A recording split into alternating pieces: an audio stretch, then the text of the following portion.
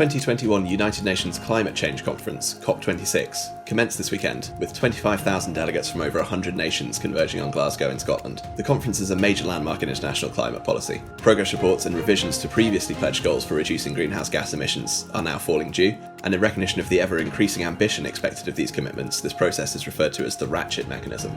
This will be the first of the 5-yearly reviews of national commitments as agreed at the Paris meeting in 2015. The conference takes place against the backdrop of European natural gas prices, which have risen almost sixfold in a year, and amidst the logistical challenges of moving delegates around during a transport workers' strike in Scotland. In page 10 of the deck, we can see the magnitude of these price increases, and most of this is the result of supply-side factors in the natural gas market. As economies reopen and consumers return to pre-pandemic levels of activity, energy producers have not found it so easy to rapidly scale up output, especially for infrastructure mothballed, as industrial demand collapsed during 2020. Competition for the supply that is available, combined with the imperfect substitutability of renewables, has resulted in spot prices increasing as much as 25 times during periods of peak demand. It is not only heating homes and generating electricity that will become more difficult and costly if natural gas prices remain high. Knock-on effects will be felt in all kinds of consumer staples. The short-term supply factors driving energy prices will likely fade as extraction capacity returns to pre-pandemic levels.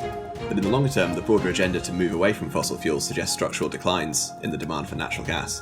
The UK government has recently moved to restrict future domestic use of gas for heating, banning the sale of new domestic gas boiler systems from 2035. And in the EU, where natural gas accounts for around 32% of final household energy consumption, compared to just 12% for petrol, the EU has proposed a second emissions trading system, ETS2, covering the buildings and transport sector, to start operating in 2025 and sit alongside the existing emissions trading system covering the electricity and industrial sectors. Apart from the EU, the 3 largest economies in the world are all making plans to ramp up their own transition from fossil fuels to renewables. Under President Biden, the US has rejoined the Paris Agreement and committed to net zero emissions by 2050. China has pledged to be carbon neutral by 2060, even though it relies on coal for more than half of its power today. Japan has pledged to reach net zero by 2050, and around 40% of the 225 companies in the Nikkei stock index have made similar pledges. In the medium term, growing populations as well as increasing dependence on data centres, electronic devices, networking infrastructure, and electric vehicles will likely drive electricity demand higher rather than lower.